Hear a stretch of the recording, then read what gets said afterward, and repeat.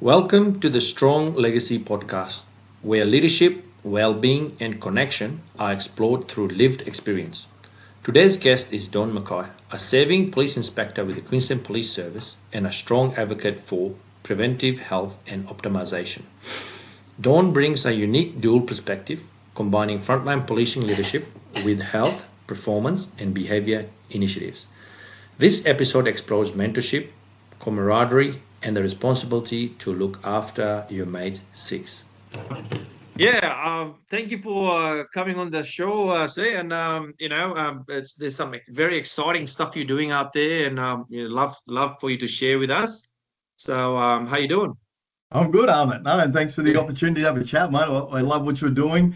It's in these interviews that you're doing with so many different people across a broad range of backgrounds is super important because I love the fact, the more conversations we have in this space around health and well-being, the better. So, mate, love what you're doing. So please keep weaving your magic, mate. Oh, thank you. Well, we'll just go into this one. Can you outline your personal and professional journey? Because obviously, police officer, and also you've undertaken this extra stuff as a mentor in the health side of things. So, what led you to your current work in the health and optimization? Yeah, okay. So your first part there, what background? So 56-year-old bloke. I'm joined the cops at 17. Just clicked up 39 years. We had our cadet reunion 2 weeks ago, Wow. actually. So it's hard to believe that we've been in the organisation that amount of time. Probably very similar to anyone that's been in the cops for any period of time. We all have our ups and downs. I did 4 years in general duties. The next 25 years I worked in SERT, rose through the ranks there from constable through to inspector. I got out of SERT in 2017 for no other reason than I just needed a change. I'd had a long stretch of being on call, pretty much 17 years straight on call. So that wears you down. I needed to change the scenery. The AC at the time, Mick Condon, gave me the opportunity to go across to forensics, and I've been working in forensics since 2017. So that's it from a work perspective. Personally, three kids. That's my passion in life, and my most important job is just being in my version of optimal health for them, being the best out I can possibly be. And then I, use the language that you take a step back from that. It's your broader friends and family, and then the broader people in either I have the privilege of working and leading in the organisation, and then the community. So it's just showing up for all those people as best as I possibly can, and I take that really seriously. Trying to turn up in my version of optimal health. So it's a bit of an overview, mate. Yeah, no, that's very excellent. And yeah, I totally it resonates with me, and I think a lot of listeners would be the same thing. What you're talking about, being on call for such a long time, it's a very very difficult thing to do. But good on you. So, what problem were you most driven to solve when you began the projects you're doing now? And Yeah. Okay. So I just want to pick up on what you said about the on-call because it is a big thing, man. It's a big thing for a lot of people. And I just want to share an observation around this because I think it is super important. So, I said I had a big chunk of time on call. And when I first started doing it, I absolutely loved it. It was the excitement of, getting called out to do jobs and doing things that we have the privilege of doing. And we I think it's really important. We have a narrative about every aspect of our life. Yeah, everything that we do, we tell ourselves a story about it. And for a big chunk of that time, I told myself that story. This is awesome. I love this. This is a job I signed up to do. And then at some point in time, and I can remember the exact day that this occurred, that the phone rang and I was not loving being on call at that point in time. And I think it's really important, if I just share this as an idea, that we're in touch with that narrative, we're in touch with what we're telling ourselves. And if we're not loving life in any area, any domain, for whatever reason, it's really important that we don't push that to the side. It's important that we dig into that. So I just wanted to share that, mate. But back to your question. So I think you were saying, what is my motivation, or why am I doing this in the health and wellbeing space? Is that what yeah, yeah, yeah, okay. So I guess I probably need to put some context around this. So when we say in the health and wellbeing space, I've had the privilege in forensics over probably the last 4 years in particular, to have a fantastic superintendent, Bruce McNabb, who's now moved on to another area within the organisation.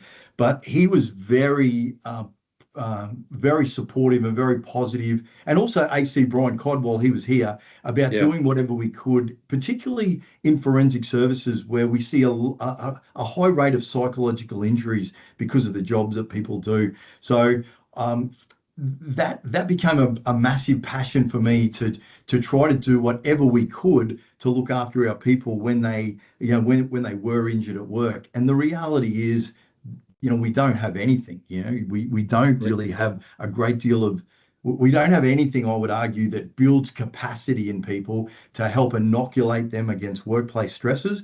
And we don't have anything built in that actually provides capacity for people to come back to the workplace after they were injured. So I was very motivated by that, because what would happen is, someone would have a psychological injury, it would come back to me to do the internal investigation and try to look at strategies to how we mitigate that. And I found there was nothing. So in 2017, I started a Master's of Professional Studies. I was very, very interested in the resilience and performance framework. What are the things that people do to keep themselves in their version of optimal health and performing at their best? And throughout my career, I've had many ups and downs, mate, where I was not traveling well at all for a variety of reasons, professionally or personally. And I would look around me and see people who were doing really, really well. And I was like, well, what are they doing that I'm not doing? What can I learn? How can I change my behavior so that I'm more resilient, that I can be healthier, and that when the bumps do come along, because we work in an area where that's Yeah. that's what we sign up for. Yeah, there are going to Yeah. be Yeah. stresses. That's just Yeah. part of the deal. So knowing that, going, what can I do to better prepare myself so when those things do occur, that I'm better able to navigate those and mitigate the impact. So I did a master's around that.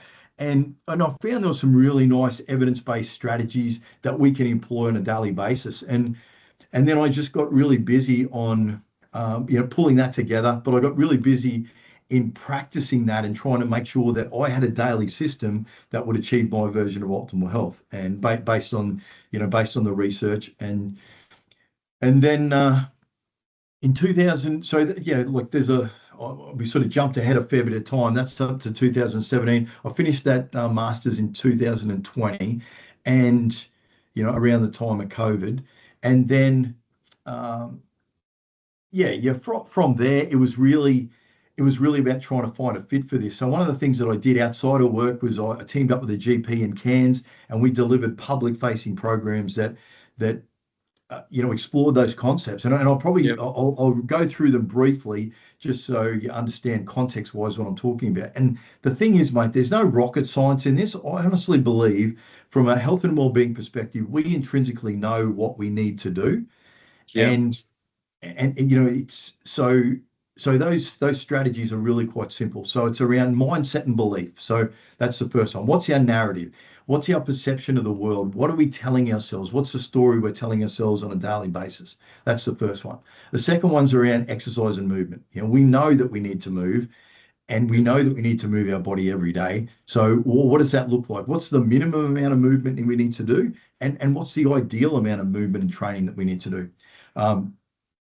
The next one is around nutrition, and nutrition is a really barbed wire subject. I think you've got Yeah. you've got a broad range of people that are all subject matter experts that will tell you why we should be eating this and why we shouldn't be eating that. But I think just understanding the physiology of food and what that does to our metabolism and our metabolic systems. Once we understand that, then we can make a choice and determine which way we want to go. Yeah. The next one was around sleep, rest, and recovery. Super important.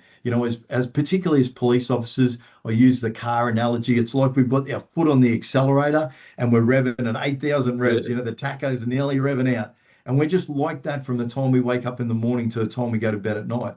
And having said, from a police perspective, I think that's all emergency services and a lot of public-facing roles now. There's so many stresses on us.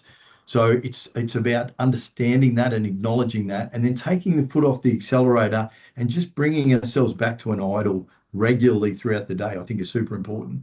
And then the other thing around stress, which is really important, is it's a perception. So if you and I are faced with the same situation, and you perceive and I perceive it as a stressor, and I have a stress response, and you perceive it as an exciting opportunity to learn and be a better copper, then you walk Yeah. away in a completely different health from in on a completely different health trajectory to me. Yeah, you walk away going, wow, that was amazing. I learned so much from that. I walk away going, oh my God, I nearly died, and Yeah. I can suffer a psychological injury as a result. So perception is critical to Yeah. stress management. The next area is around learning, and the reality is we have evolved to learn, and I'll come back to evolution in a sec. But we've evolved to learn, and in this time of AI, I just think it's super exciting that we can learn things so quickly now, and we can build Yeah. on our knowledge really quickly. And then the last one is around community and connection. From an evolution perspective, if we were by ourselves, if we were isolated, then we didn't survive. So Yeah. we need that connection. We need to have that relationship with other people where we feel supported and loved and valued. Otherwise, it affects us. So anyone listening to this will go, that's not rocket science, and it's not. That's a reality. These are simple strategies. But two observations around that. The first one is they're all synergistic. Each one of those is important by themselves, but it's when we build them all together into a daily system, that's where they have a really protective aspect, which is super Yeah. important. The other thing that I like about each of those strategies is we can look to our evolutionary past and use that as a filter as to whether each of those strategies is accurate. And I honestly believe that every one of those, is part of it's built into our DNA as part of our evolution. Each one of those strategies, we can look to from an evolution perspective and go, well, what did mindset and belief look like from an evolution perspective? What did nutrition look like? What did Yeah. exercise look like? And we can go through each one of those and go, yeah, there's a real rationale behind this. And in our modern world, as often as we can use that lens, then we can, I think we can take some really simple steps to get ourselves healthier as quick as we can. So, yeah, a bit of a lengthy answer, mate, but that's in a nutshell, that's what brought me to where I am today. No, that is a very excellent, way to look at things, and how you evolved your thinking process from, doing call outs to now what you're doing now. That's amazing. With the, like I know you mentioned my evolution. I know that one of the projects you're doing is, so what is the core purpose behind my evolution? I know you've touched on it, and who is it designed to help the most, in Yeah. your opinion? Okay, no, thank you. Yeah, so my evolution was just that was the business I created back in 2017. It was really just a platform for me to, share any ideas around health and well-being and performance with, Yeah. with anyone that wanted to listen. I initially started doing some work with CQ Uni, and that was around critical decision making. I love exploring that concept. I think, Yeah. the skills that as police officers and emergency services in general, but the skills that we possess in this space is incredibly valuable. And I like pulling that decision making process apart and looking at how we can apply it in a variety of different domains. So, for anyone that's listening from emergency services, please don't ever undersell your skill and ability in that space. It is truly, truly valuable. Yeah, no, definitely it is. Like, sometimes I think we doubt our own selves up, and in the environment where people are exposed to different kind of situations, and a lot of people go like, look at Middle East at the moment with all that, everything is about mediation, right? It's all about how to mediate and leverage and stuff like that. We do that in our work every day. We Yeah. negotiate.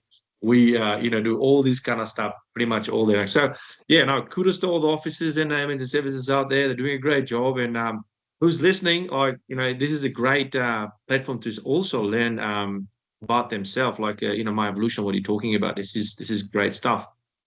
Can you explain the concept behind my glucose coach and why metabolic health is so critical today? Yeah, sure. So one of the things that I found, like I've got a nutrition qualification. It's just a basic nutritionist qual. Um, and I think what is really interesting is, I've had a really fortunate trajectory through my career where for 25 years I got paid to stay healthy. I got paid to Yeah. train, It was amazing. And what I found was as soon as I went from being in a very active role work-wise to sitting behind a desk straight away, my body composition changed, like Yeah. and plus, when we get older, there's a potential for our metabolism, not so much to slow down, but for our behaviors to change. Anyway, so that was really what motivated me. It was all about, well, I don't want to have a spare tire Yeah. around my stomach, from sitting down. And Yeah. so I started to dig into the nutrition piece. And what I found is that, like I said before, nutrition's a barbed wire subject. It's all about the behaviors, what all these different foods and what you should and shouldn't eat.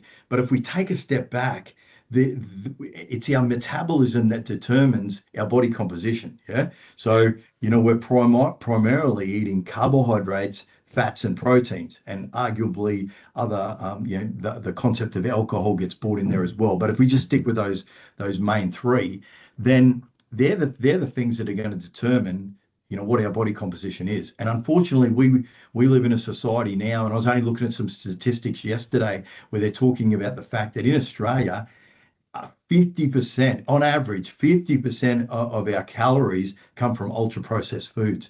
Now, I just want to underscore that for a moment. You think about this from an evolutionary perspective and think about what we used to eat, real food, yeah? Yeah. Call it whatever you like, but it was real minimally processed food through to where we are today, where 50% of our diet is from ultra processed foods that rapidly spike our blood glucose, are predominantly made of carbohydrates, have industrial seed oils, and essentially inflame our body massively as soon as we consume it. So if you think about those stats and you go 50%, and I would invite everyone who's listening to this to go, what percentage of my diet is made up of something out of a packet that has more than 5 ingredients and that I don't know exactly what those food items are? If you look at a packet and that's the deal, more than 5 ingredients, you don't understand what one of those ingredients are. Essentially, you're eating an ultra processed food, and that is having a huge detrimental effect on your body. Now, the sad thing is we don't get to see that. We don't get to see what happens when we eat that food right now. There's no feedback loop.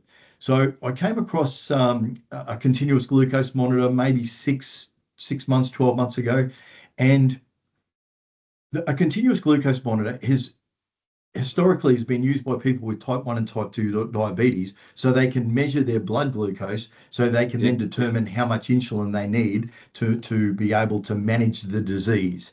And I found this really interesting, and I had the opportunity to experiment with one, and I don't have type 2 diabetes, but it gave an incredibly important insight into my blood glucose levels. So from there, I could determine essentially whether I was storing body fat, or I was using body fat. And it's really quite simple. As soon as our blood glucose level goes up, insulin gets released from our pancreas, and the role of insulin is to move that glucose out of our blood and store it into our muscles in the form of glycogen. This is all around evolution. This is about survival. This is about storing energy.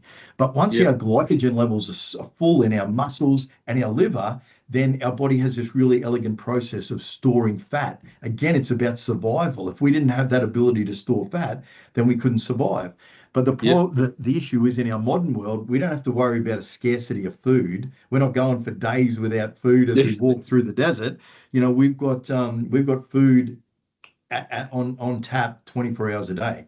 So the reality is, if we think about that fact that it's readily available and this massive amount of ultra processed foods, then that provides an opportunity for us to continually eat highly processed, high carbohydrate foods that are continually spiking our blood glucose, continually spiking our insulin, continually putting us in fat storage mode. So after I had the opportunity to experiment with a CGM, I was blown away by that tight feedback loop, because I could have that food, that would spike my blood glucose, and I could see it straight away. And I can go, oh wow, I am now storing fat. If I don't move my body, that's going to be, on my bum, on my legs, on my belly, and it's going to be stored as fat. And see, we never had that previously. So this is an incredibly valuable opportunity. So that then, coupled with the fact that, so my glucose coach is a web-based application no different to an app you would download from the App Store. It's just a web-based application, Yep. and it uses AI to interpret a continuous glucose monitor graph. So you can see in real time what's happening Yep. to your blood glucose. It interprets that graph and then provides advice around 4 actionable strategies. So if we think about this, there's 4 things that are going to affect our blood sugar. First is nutrition. And if we eat any sort of carbohydrate, the reality is it's going to spike our blood glucose. Not to say we never eat carbs, but I'm just that the point being that that's what happens. Yeah, it spikes Yep. our blood glucose. The second thing is around movement. So when we move our body after we've consumed food, all of that blood glucose that's floating around in our body gets absorbed rapidly into our muscles, to be able to be used as energy.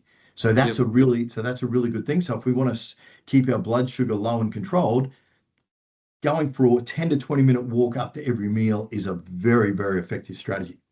Yep. The next strategy is around sleep. So if we just have one night of poor sleep, our body perceives that as a stressor. When we're stressed, cortisol is released, and cortisol's role is to break down that stored glycogen in our muscles and in our liver to give us energy, because our body doesn't, from a physiological perspective, our body doesn't know what the stressor is. All it knows is that we're stressed. Yeah. So the fact that we've had a really poor night's sleep, our body is primed, ready to be able to react to whatever's going on. So that's the third area, and then the fourth area is around stress in general. So that if you and I are at work and we have an argument about something, and we have a stress response about it, and I feel ill about you, then the reality is my blood sugar goes up as a result of that. And if you think about policing, we're continually placed in stressful environments inside work and actually as we go out and do our job. So our stress level can be elevated regularly throughout the day. So there's 4 main areas. So my glucose coach provides AI expert advice around those 4 areas to bring our blood glucose back down. So from a behavior change perspective, it's I did this, I ate this, I went for a walk, I was stressed or I had a poor night's sleep, and I can see straight away what the response is, and I can Yep. understand then what I need to do to bring it back down.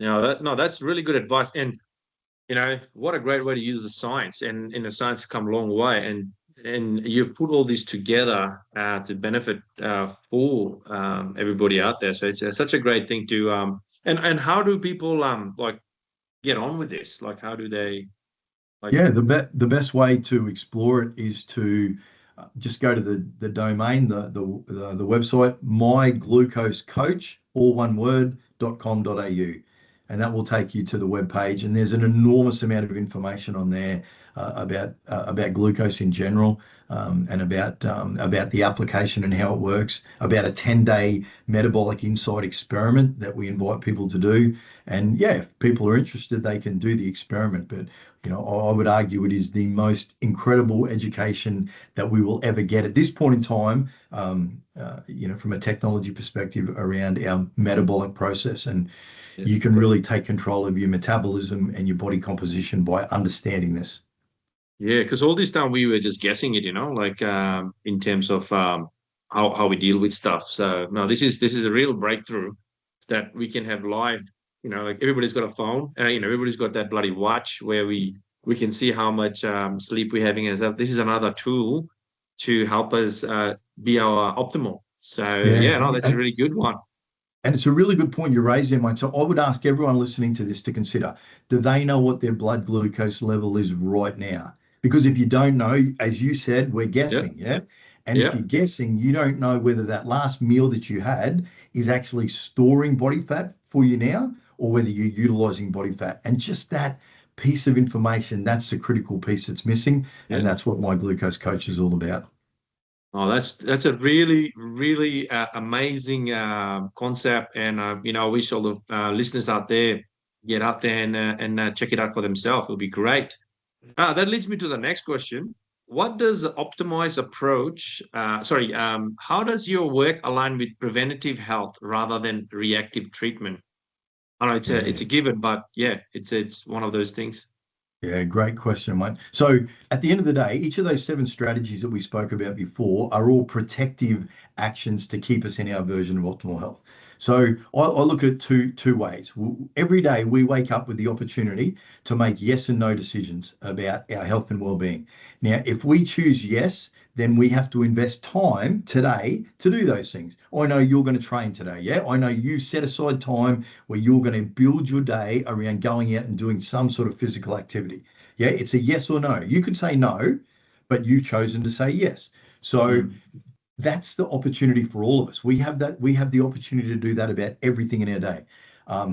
All those strategies, around community and connection, around leaning out, reaching out to people that make us feel good, about learning something new, about getting a good night's sleep, about eating clean, healthy food, about moving our body, about the narrative, the story that we tell ourselves. We have a yes, no decision about every one of those things. So every time we choose to do those things, we build a layer of capacity that keeps us traveling towards our version of optimal health.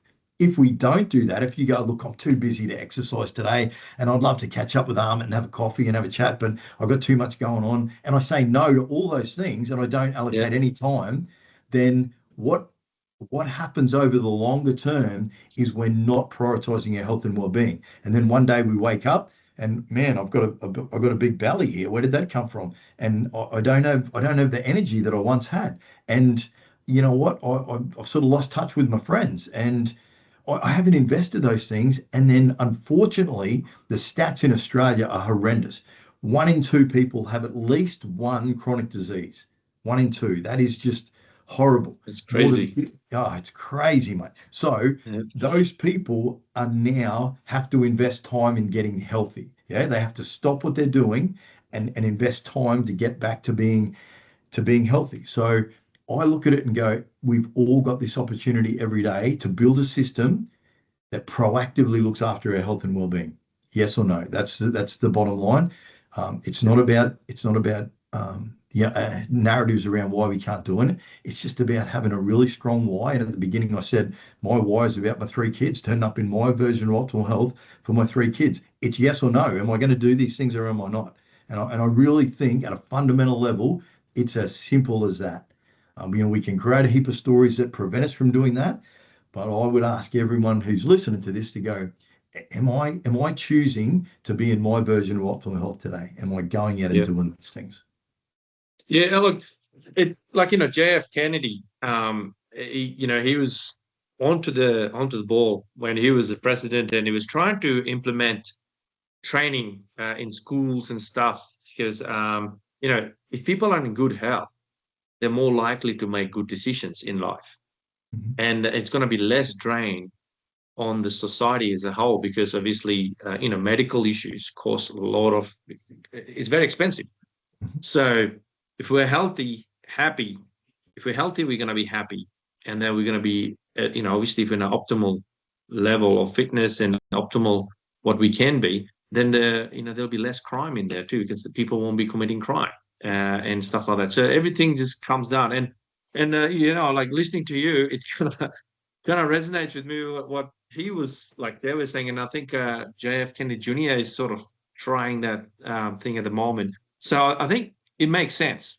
You can make excuses and not do it, and then wake up 10 years later and go, "Holy hell, what happened here?" Now I've got all the problems. Or you can start taking action now. Even 5 minutes is what it takes. So no, thank you for clarifying all that because yeah, for me, and I'm pretty sure a lot of our listeners out there it will resonate with them that you got to take the step. You can't make excuses every day and not do it. Yeah. On that note, it takes me back to what excites you most about helping establish the Optimized Health Clinic in Cairns. Yeah. Okay. So the Optimized Health Clinic is the passion project of Dr. Ash Wallen. Ash Yeah. is an incredible human. He's a ex-Navy doc, and he wants to give back to the community, specifically to our emergency services people. And when I say that, I know that he thinks about the broader emergency services context as well. Servicemen and women, ex-servicemen and women, people in the health sector, people in the education sector. because I think it all fits within that larger umbrella of emergency services. So his passion is to help that cohort of our community, to help them to be in their version of optimal health. So you wouldn't go to see Ash if you had a standard GP issue. This is about, hey, how do I achieve my version of optimal health? So that's where his passion and enthusiasm is. He's just set up a fantastic clinic in Flecker House in Cairns, which is near the Cairns Private Hospital. And yeah, the doors will be opening very shortly. I know a number of police and emergency services have expressed interest to go and see him and are on the waiting list, and he'll be getting out to them very, very shortly, and the doors will open. And yeah, and it's going to be really exciting because he's very, very much focused on doing whatever he can. And his all the things that I spoke about before, they're all the evidence-based strategies that he advocates for. So, you would go and see him and you would expect that he will do a metabolic assessment of you using the in-body assessment, which is an incredible tool, a bioimpedance tool that gives you really nice feedback about your body fat, about your muscle structure, about your bone density, and things that you can see. And it's that whole thing, what gets measured gets managed. And the idea is that, you understand where you're at. It gives you an overall score. And then his feedback is going to be around the things that you can do then to help you achieve your version of optimal health. And I'm super excited to be helping him from a coaching capacity, where I'll, for people that are interested, I'll be able to talk to them about systemizing those concepts and building it into a daily plan that they can go out and execute every day to help them achieve their version of optimal health. So yeah, really excited for that to get going. And I know Ash is chomping at the bit to get the doors open too. That's fantastic. Like, things like that. It's just, years back, not heard of. But now we've got people like you and him so motivated and passionate about it. So yeah, I'm looking forward for, listeners out there, emergency police officers to, that's your GP, use the science who understands. Like, you can go to different places and, if you want a Chinese meal, you'll go to a Chinese restaurant to get a good Chinese meal, You don't go to a Indian restaurant to get a Chinese meal because it's not Chinese there. So if you want the right help from the right people, it's so important to find the right people who understands, like for law enforcement, our business and how we operate. So on that, like, how important is collaboration between practitioners, coaches, and clients in achieving long-term health? Like what you just said, combining together, all coming together for the same purpose. Absolutely. I think I think at an individual level, what I feel is really important is that we've got our own team of healthcare professionals that look after us. Yeah. And you get to choose who those people are. But I think it's super important that we've got a good GP that can have a conversation with us around optimal health, not just in 6, 7, 8 minute session and then you're out the door with a prescription. Someone that will actually take the time to have a conversation with you about it. And those GPs are around. We've just got to make the effort to find ones that are good for us. I think from a psychological perspective, particularly in the QPS and in emergency services, it's free. We get to have a relationship with a psychologist for free, and they will tell you that the time to go and see them is when you're traveling well, not once you've got an injury. Go and see them when you're traveling well and allow them to share with you some strategies to keep you traveling well. That I think is just super important, and it's only going to help inoculate us against those stresses that we spoke about before. But then there's other healthcare professionals, like particularly in North Queensland, having a good skin doc, having someone that you go and see on a regular basis, whether it's a chiropractor or a massage therapist or a physiotherapist, having all these people working to support you to stay in your version of optimal health and treating it like it's your job to stay healthy. I think that's super, super important. It's like, a vehicle. We look after our vehicle really well. And, we take them to get it serviced, we get the tires changed and all these stuff. It's a team, right, that looks after the vehicle. And you're right, you just pointed that out. We need to have a team around us to make sure we're functioning So no, that's such a great point there. Um, with on that note, on the point of GP, it's such an important thing to find the right GP. Like for me personally, with my health challenges that I have a good GP where the GP, you know, didn't just give me like, oh yeah, this is your kin, I did all the tests, yeah, that's mate, it's all good. He didn't, like, because I said, I know my body, what I felt. Yeah, I've never felt that. So that's, I need to figure out. So we kept going, analyzing things and kept going till we found out what the problem was. And it took us about 9 months, but we got there at the end. But, if I would have gone to some GP, they would have just go, mate, your cholesterol's good, your blood pressure's good, everything's good. See you in a year's time. But it was good to have a GP that actually cares and sits down and wants to get to the problem and find out what the issue was. So yeah. Again, a great point. What you point out, find the right GP for you who just doesn't want to prescribe you tablets and actually get to the bottom of it. Yeah, can Yeah, I just share with that, mate? Because one thing it's really important. I take my hat off to GPs. They've given up a massive chunk of their life to be able to do study to help us in the community. And yeah, and what's really interesting is a lot of GPs don't get much training, particularly in the nutrition and lifestyle strategies that are actually going to help to keep us healthy. So I think that's important to keep that in mind. Having said that, there are GPs that are very focused on the nutrition and health and wellbeing strategies. And there's a group of doctors in Australia that work under the banner Low Carb Down Under. So if you were to search that online, you would see a registry across Australia of GPs. And if you're struggling to find a good GP, I would invite you to to dig in there and have a look, because we've got quite a few in Cairns. Or I say quite a few. There's a handful, but they're awesome GPs, and they'll go out of their way to give you really good solid advice. And the other thing, and I definitely don't be critical of GPs, because the reality is they're under an enormous amount of stress themselves. I said before about the health sector. I actually think about GPs as being part of that emergency services framework, where you imagine, like they get some of them between 6 and 10 minutes to see a patient. You're just starting to understand what's going on for the person, and then you've got to have the next person coming through. So I can only imagine that would be an incredibly stressful work environment as well. So yeah, it's I just make that observation that they're doing an amazing job, and yeah, whatever we can do to support them.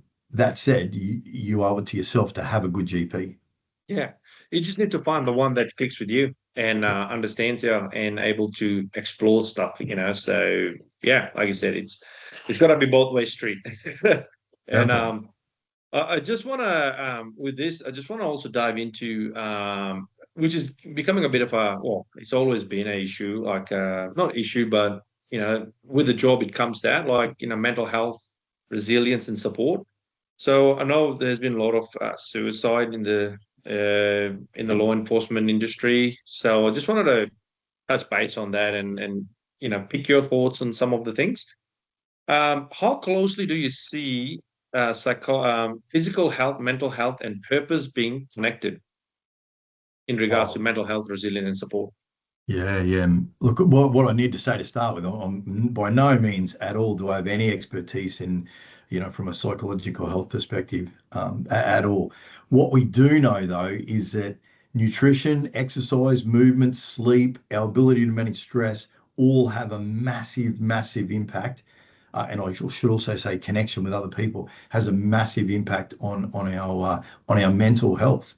Yeah, the link between nutrition and mental health, the link between exercise and mental health, the link between sleep and mental health. The research is solid as to say that those things are all linked. So I think one of the most important things to do is to do all those things that we spoke about before and build it into a daily Yep. system, so that then you're inoculating yourself against um, against those stresses that we see at work. The other thing that I think is really, really important is around the narrative. Yeah. And that narrative is the story that we tell ourselves. And I think we all have a choice, like let's say we're under investigation through ESC. we have a choice as to how we deal with that situation. And, it might not be the most comfortable experience that we're going to go through, but we can reframe that and use it as a learning opportunity to take as much as we possibly can from that. Now, that's a different experience. If I see myself as a victim in in an investigation that I'm being treated unfairly, my narrative and how I experience that situation is completely different than the situation where I say, well, okay, look, I know that part of being a police officer is that everything that I do comes under immense scrutiny. I know that I have to be transparent in everything that I do. I know that I have to be able to justify my decision making. So this is a really good opportunity for me to get better at my communication skills and explain my decision making process. Same situation, two completely different narratives. One narrative is going to cause me psychological harm, arguably, particularly if I continue to ruminate that over a long period of time.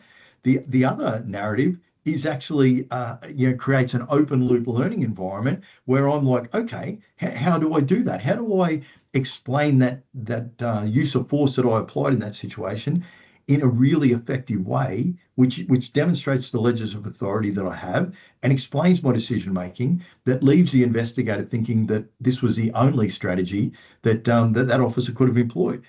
They're completely different trajectories. One's gonna help me grow and get better. The other's gonna harm me. So I think that's really important that we hold responsibility for that. We don't lose that power to make that choice. And sometimes, we can find a narrative where it's negative. And I think particularly, we're all leaders in this organization, from the most junior person to the most senior, and we all need to be thinking about that and promoting those positive narratives, and reframing things at every opportunity. I'm not saying that we don't have some horrible experiences in the job, that we don't have people making terrible decisions about how we're doing things, but I think we all have the opportunity to reframe that and look at it from a different perspective. No, that's such a good advice, that one, because at the end of the day, we're human beings. We're going to make mistakes, and that's a given. And the job we do, it's it's difficult, complex environment we operate on. There's always going to be slip ups, or things happens. But at the same time, learning from that, the process, and it's just, as far as it doesn't prolong too long in terms of things, it just needs to be that. But apart from that, like you learn, when I was fighting, the best way I learned was get put in a situation where you got to fight and fight. It's like, you can't just go and learn to fight just punching the bag. There's always a plan till somebody punches you in the face, like Mike Tyson said. You can go with all the plans, but if you don't apply yourself into things, not doing wrong things. But yeah, you're right. Like, we got to look at things differently, and we always gonna have scrutiny on us, as far as it's get used in a proper way to correct the person's behavior, not getting used for other reasons. But yeah, otherwise we're not going to learn. We don't. We're human beings. That's how we evolve. So it's learning from our mistakes, owning that space, asking for help, and moving forward. So I reckon it's a good mindset to have, I think, in that space. You raise a good point there about learning, mate. And if I can share one idea that I think is critically important, it's the concept that every situation is a learning opportunity for us on one hand, and it's really important that we do take those learnings. The other aspect is, in policing, there are a lot of predictable things. Yeah, we know when we kit up and we walk out of the office that day, at the highest level, the most challenging scenario we're going to be involved in is the use of lethal force. But that's a predictable scenario. The fact that we put our gear on, that's a potential for that to occur. So if we start at that end of the scale and we go, okay, if that was to occur, what am I going to do? What is the process that I'm going to follow? First of all, what's my decision making? What's the threshold that I need to see before I pull my firearm out and shoot someone? What do I actually need to see? Because then I'm alert to that as I go through my day. And you can use that with every use of force option, yeah? What do I need to see to apply a taser, AS baton, closed hand tactics. If I know all those things in advance, then what I'm doing is I'm looking for that behavior to then determine when I'm going to use that use of force. So Yeah. I've already partially solved that situation. So that's one aspect. And that's around our courses of action. What am I actually going to do? What options do I have available to me in that situation? The next one is around legislation, policy, and the rules that govern whatever it is, that situation that I'm involved in. So if you're listening to this at the moment and you don't know what section of the PPRA that you need to refer to use lethal force, then this is an opportunity for you to go and reread that legislation and just remind yourself that 616 says I need to fear death or grievous bodily harm. Now, what does that actually mean for me? What is that? What is my understanding of that legislation? What can I do and what can't I do? So I clearly know that in advance. And then the third area is around preparation and training. So if I know that potentially as I'm going to walk out of the station today, that I could be involved in a use of lethal force situation, then maybe it's beneficial for me to get a red gun in the armory and just practice drawing my firearm 5 times. Yeah.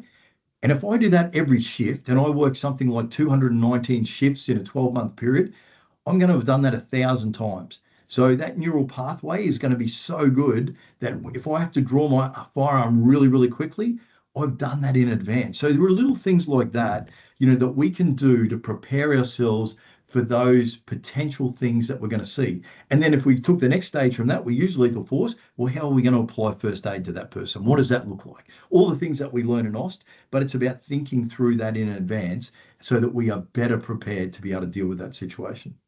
Yeah, no, and that's a great point there, because the job we do, and that's why our training needs to, when we do, we can't just rely on training, okay, that's I've done, but you got to start thinking that way too. And the training we do in the gym to replicate our work, what we do. We can't just go and, nothing against people running cycles. You can do cycling, but you still have to do a bit of strength and conditioning.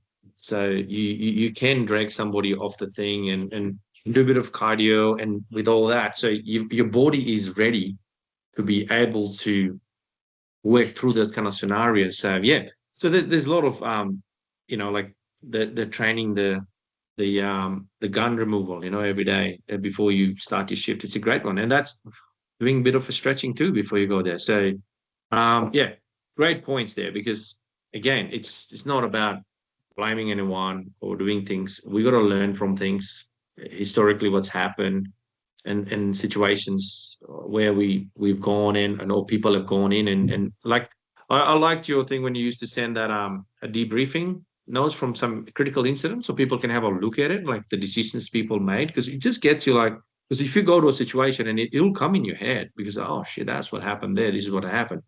So no, it's so important to have that kind of thought process, because the work we do, it's not easy, and obviously we need to know our basic stuff, what we're doing, and that way we're prepared for what happens afterwards. Otherwise, we're just guessing. Again, don't do guesswork. You gotta get the evidence right and do it right. So So just on that point, mate, can I just Yeah. because you raise a really good point. So and what you spoke about there before, so you said about going to the gym and how you're doing your training. Can I just invite everyone that's listening to think about everything they do from a systems perspective? Because if you've got a really solid system, and it might be the system that you use to prepare yourself before you go out on shift. You mentioned about stretching. I mentioned about doing, drawing their firearm. Whatever those systems are, if you can have a really solid system, and then you just execute that. That's rinse and repeat, rinse and repeat, rinse and repeat. You have a nutrition system. These are the foods that I eat to keep myself healthy. Rinse and repeat. This is my sleep process. Rinse and repeat. So we can systemize a lot of those things, because once there's a system in place, it removes a lot of the cognitive load, like, oh, what am I going to do? How do I go about doing this? But we've got a system in place. The learning that you said before about the critical incident notifications, and a huge shout out to Tim Mole. Tim's now an inspector at the Gold Coast, but he was one of the key drivers behind the critical incident notifications. Once upon a time, so for people who are reasonably new in the organisation, those we didn't share those learnings. If there was a big job at the Gold Coast, No one else got to hear about it across the state. And so what Tim did was to create this critical incident notification, or police incident notification, I think they're called now, which gives us enough information that, just like you said before, you can read it, and then that framework that I explained. What are the courses of action? How would I deal with that situation? Do I understand the legislation that was applied here? If I don't, I can go and prepare it. I can review it. And how do I train to better prepare myself? And one of the best things we can do there is just having a conversation with a mate at work and go, how would you deal with that? What do you reckon about that? I think we should do this. I would have done that. What do you reckon? And we're bouncing all those things around. And then rather than being jammed into a 30-second time frame that we've got to solve that situation right in front of us, and we haven't thought about it creatively, we actually lay down neural pathways and we consider those different options in advance, so we're better able to deal with that situation. So systemizing our professional life and our personal life from a health and well-being perspective is critically important. Yeah, no, so yeah, you're so true on that, because it helps. It makes sense. Like, brainstorming, driving around, what do you do? Like, instead of talking about McDonald's, talk about those incidents, and that actually will save life, or save you one day, So it's such a great thing to have. And I think sometimes we forget that. We talk about other things, but I think sometimes it's very important to have those kind of stuff when we're talking and driving. So now, thank you very much for sharing that. The next part I just want to touch base on is camaraderie and looking after each other's six. It's a very important point, with all the suicides and stuff that's happened. And so what does looking after your mate six means to you in health, work, and life? Yeah, nice. Look, I think it all comes down to kindness. That's where I start any conversation from a workplace interaction and a workplace performance perspective. We know from Professor Jackie Drew's research that conflict that you and I have at work, that affects us 2.5 to 3 times more than that tragic traffic accident that we go to, or that high risk situation that we go to.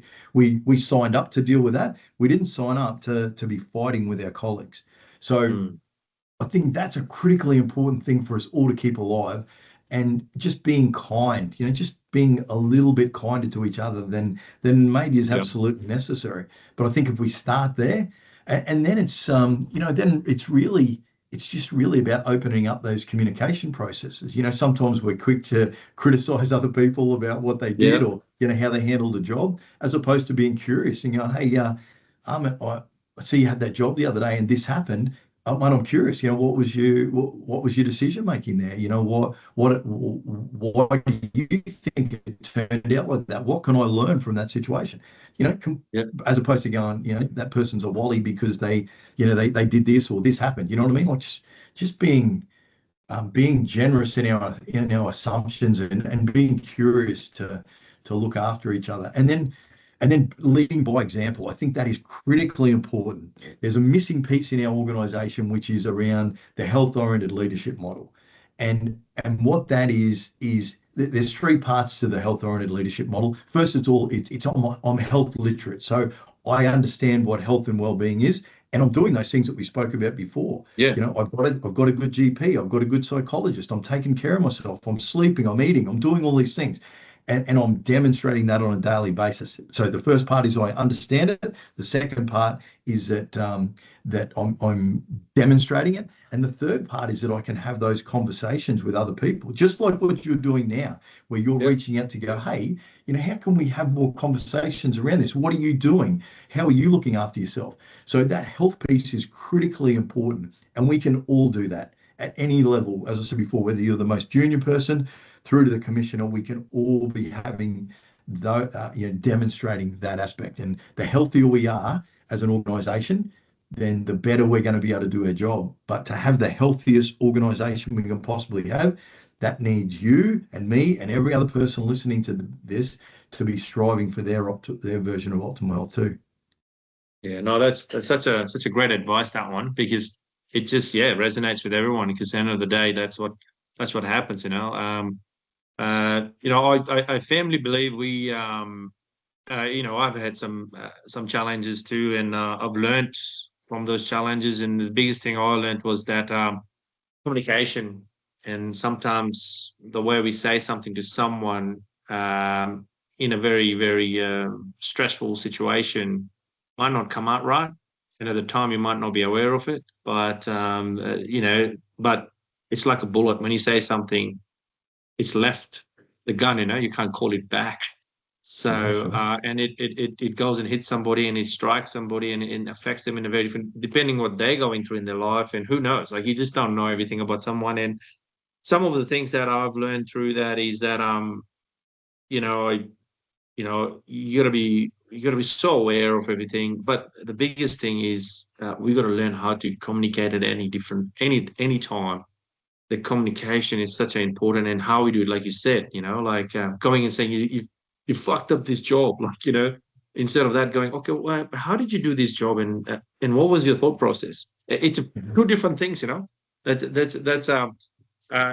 like that approach. And I went in after my things. I actually went and seek to do mediation course, and I found that was such a great thing, because I just kind of realized that, wow, instead of I pointing, it's about why, how, it's those kind of stuff is so important. But yeah, sometimes, like you said, you got to be kind to people. Sometimes you just have to get yourself out of your body and look from up top, go, okay, how is this going to go? But hindsight is a great thing, but no, it is so important. It's so important that we are kind to people out there, because sometimes we say things, like I said, it's like an arrow or like a bullet. When you shoot it, it's gone. You can't take it back, and it'll affect the person in a different million ways. So, no, Yeah. thank you for that. The Hey, just on that, can I share two resources that Yeah, I yeah, think are just yeah. three, Okay. actually, just quickly Yeah, three. First one, it's is the concept of seek first to understand, then be understood. Yeah, so understand the perspective of the other person before you share your idea. From the Seven Habits of Highly Effective People by Stephen Covey, still one of the best books, I think, from a personal perspective, but also from a leadership perspective. The other one's Never Split the Difference by Chris Voss, ex-FBI negotiator, fantastic resource. His it's the book is all about communication, so a sensational resource. And today we've got AI where we can actually, we can practice our communication skills or ask questions, of an AI to work in that mentoring capacity to help us enhance our communication. So, yeah, I think that's our best tool in policing, but our best tool in life is communication. Being able yeah. to, and we all get distracted, diverted, passionate. We can all lose that focus from time to time. But I think the more that we can bring it back and just try and understand what's going on, before we share our ideas and show empathy and kindness, I think the more we can do that, the better we are in every aspect of our life. No, yeah, that's so true. That's so true. And like I said, yeah, it's be kind is the best way moving forward, and it goes a long way by criticizing somebody straight up instead of understanding, and then understanding is the key. With this, like, I know, like, there's a lot of stuff happening in the space, like, there's a lot of progress I've made in QPS with the psychologist, and in health and dietitian and stuff like that. So, uh, like, what are the warning signs people should look for when someone is, in their cycle or maybe struggling, in your opinion, like, in your Uh, experience? yeah, yeah. Look, again, I want to underscore I have no expertise in this space at all, but I think when we have relationships with people at work, we can see where there's a change in their behaviour, and I think it's really important to reach out at that point in time. If you notice something, then have that conversation and just check in with people. Well, what's really interesting is, particularly from a leadership perspective, I think it's, and again, leadership up, down, and sideways. I think I think it's really important that we're supporting each other at work and calling out awesome behavior and calling out excellent work. It can be as there's a really interesting thing called the Lasada line, which is a praise criticism ratio in high performance teams. And the number's something like it's 2.9 something, but it's 3 positive interactions to every negative interaction. Now, they proved that the math was wrong, but I would invite everyone to think about that. As you go through your day, and it could be, to your boss. How many positive things do you say to your boss or about your boss to every negative thing that you say? And irrespective of who you interact with in the organization, I think that's a really interesting thing to consider, to go, what does that look like? And so I think that also helps with our interaction with the people that we work with. And then if we've got a good relationship, if you and I got a good relationship and I notice something different, then I'm going to be more inclined to go, hey, Army, I noticed this, mate. Are you going okay? Is everything all right? Can I help with something? You know what I mean? So I think, and on the back of that, it's the concept of going first, not waiting for the other person to go, hey, I've got a challenge here, or this is going on, actually reaching out and seeing if you can help that person in whatever shape or form that is. No, that's very excellent advice there, because we all need that. We need to all say positive stuff about other people. The more positive stuff we have, like I used to do the workplace post about every station I've worked in, whether it was before workplace, I used to put it on the media or my police, and then workplace came in. It was the best, I think it was the best thing we had given to us, to be able to promote good work the officers were doing. And some people didn't like it, like outsiders, they were very pissed off. Like I was always promoting my staff, and people think that I was taking it, but it wasn't. I wasn't doing it for other people. I was doing it for my people. I just wanted them to know that I'm very proud of them, and I wanted the bosses to see that, what a great tool. We could post that, and the commissioner can see it. And we never had that kind of system before. So, and I'll show the guys, like, look, this person has viewed this. So now your work's been viewed by ACs or deputy commissioners and stuff. So it's so important to have that way to recognize people. There's other ways, but for me, I thought that was the best way. So anyway, no, I totally agree with what he's saying there, and it goes both ways. So absolutely, mate, and well done. Because on that, there will always be, we're all people, and there will always be people that critique or are critical about what you're doing. And I understand what you're saying 100%. And I used to set the bar really low, when you send out a region-wide email about something. If you got one, I would go, if this helps one person, then I don't care. I'll take all the criticism. I don't care.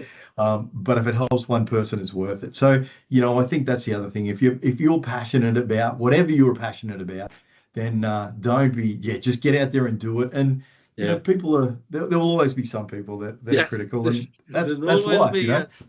There's always be somebody, but it's okay. Like the thing is, like with all the stuff that I was doing with the promoting, posting photos and all that about the good work and the haul we were doing and my guys are doing, and that was also for them to go, that's your resume example. As a result of a lot of the guys then went into specialized units like CIB, CPIU, and TCS and stuff like that, because that was their pet. Like like to keep promoting, like, mate, this is great, what are you doing? So creating that environment was good, to people feel valued and moving forward, and look at 1 year there and then what's next for them. So no, I totally agree with that. That's my thing. I'm not saying I did everything right, but there's a couple, those things that I did right, and I stuffed up too, like a lot of things. So that's a learning journey, and that's how it is in life. And now you learn from your mistakes. You make memories from the good ones. On that note, how do we? What does mentorship? What role does mentorship play in sustained health and personal growth, in your opinion? Yeah, look, I think from a health and personal growth perspective, I think it's fundamental to that health-oriented leadership model that I spoke about before. I would love to see that embedded in our organisation. I would love to see it part of the leadership framework that is treated treated really, really seriously, that we've got a leadership cohort across our organization that really promotes health and well-being and demonstrates that. I think that's really important. Mentorship across the broader perspective, though, this is my view of leadership. Your job as a leader in this organization and in any organization is to look after those people that you have the privilege of leading, and to help them to be to do their job to the best of their ability. And if that and for me, that means doing my job better than I can do it. I want to make myself redundant, because I want to know that the people that I'm directly leading, from a supervision perspective, that they could step in and do my job. That's my job, to help them to be the best that they can possibly be. And I think that is super important. The last thing I should be thinking of is that someone who I lead is outshining me, or is making me look bad because they're doing better.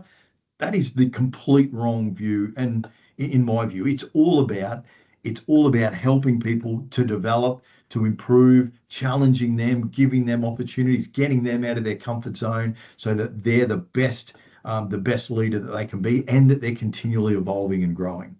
So, I think we can do that, and we can do that in any direction. We can do that sideways. We can do that to the people we have the privilege of looking after. We can do that up. We can be continually asking our leaders solid questions that help them to think about their role in a different way as well. So, yeah, I think it's just about being proactive and being thoughtful about how you do it. Yeah, no, it's such a great advice, because end of the day, if your troops are doing a great job, that only is going to make you look good anyway. So, and if they get the limelight, again, it shows that your leadership, end of the day, it just shows your leadership was great. And but if you look at the other way, to say, oh well, they're taking the limelight.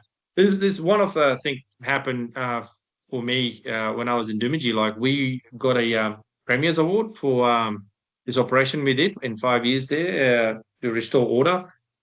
Anyway, all that, we got invited to go to the Premier to the Government House in Brisbane, sorry, Parliament House in Brisbane, to receive the award from the Premier. And my boss decided he's not going.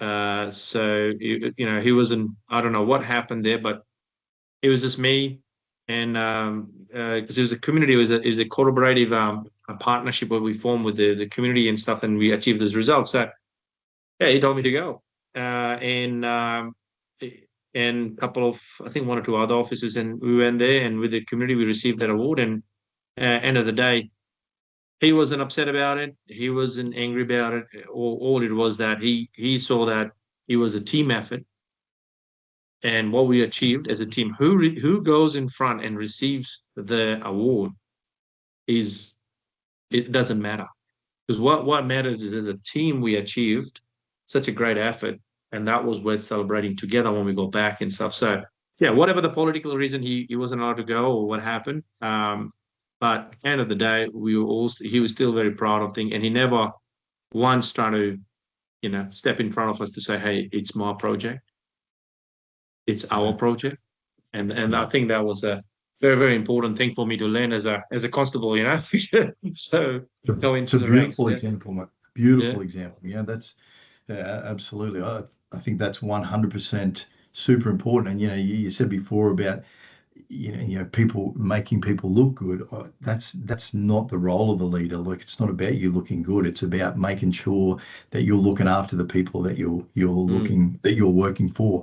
Having said that, the flip side of that is, when things don't go well, then your role also is to protect those people that you have the privilege of leading. That's your job to step in there and go, yep. Because at the end of the day, if it goes pear-shaped, then arguably you have to own that as a leader. That's an opportunity for you to improve, and that shouldn't flow downhill. That should stop with you, and then you need to use that model we spoke about before. We go, okay, how do we learn from this? How do we improve? But it's from a leadership perspective, that's your job to protect those other people from that, and then learn and fix it. Yeah, and it's such an important thing. Like, as a leader, that's your role. Like, Mm. you know, the glory is there when things are going good, but if it hasn't gone good, then obviously ultimately it's your decision. So you have to take the consequence, not the officers down the road. So yeah, no, that's a very good point. Well, I always ask people this question. Obviously, strong. What it means is strive to reach optimal new goals. So, what does strong, strive to reach optimal new goals mean to you personally? When you hear that? Yeah, yeah. Oh, look, I love it because it's all about momentum. Yeah, that's. I love the fact that I try and design my day that I wake up and I can't wait for my feet to hit the floor because I've got a heap of things that I'm looking forward to. Yeah, that I'm just Hmm. that I want it that I'm looking forward to doing. And part of that is around the concept of designing your perfect day. We all have the opportunity to build things into our day, meaningful things that bring us joy. So I try to I have that every day that I'm going to get up and I'm going to do those 7 things that we spoke about before. That's built into my day. And then I'm going to build in these other experiences. And it's around doing things. It's about having experiences. This conversation with you and I today, I love having chats like this. So I look forward to that throughout the day. So I think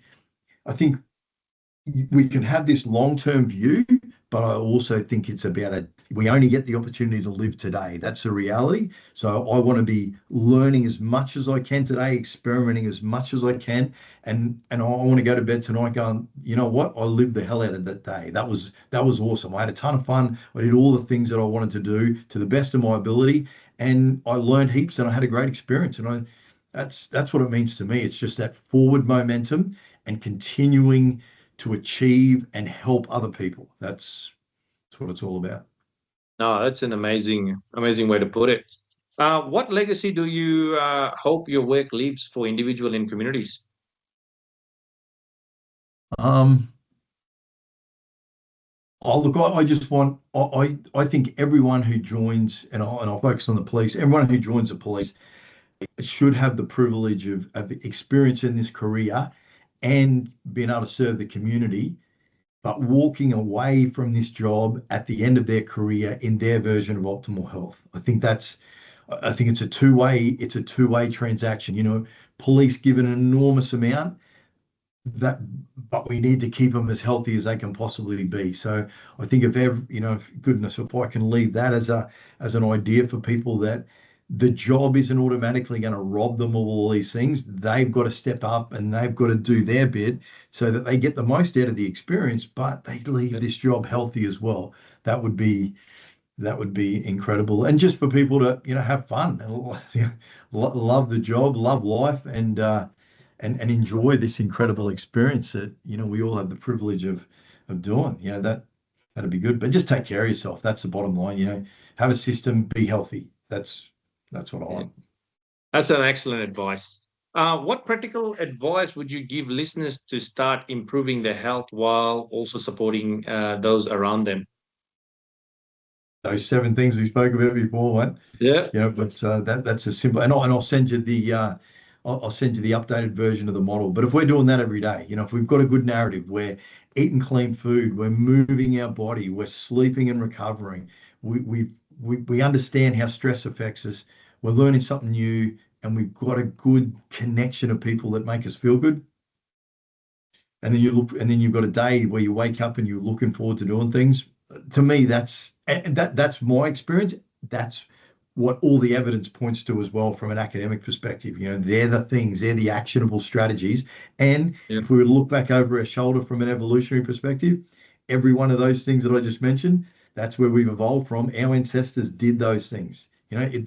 They did those things every day. Otherwise, we wouldn't be here. So there's a fair bit of validation there. The academics might say that's what it's about, but Yeah. evolutionary, that's what it's about too. Yeah. No, no, certainly it is. And thank you for coming on today and talking about some exciting stuff you're doing out there and helping people. And in past too, you've done a lot of stuff and what you've developed and evolved and corroborated with the GPs now, and using the science now to help people moving forward. And I wish wish you all the best And please keep coming to this podcast and keeping us update with what's happening. Good on you, Ahmed. Thanks for the opportunity. Thanks for the invite, mate. It's always a pleasure. I love seeing what you've been doing in this space, mate. It is sensational.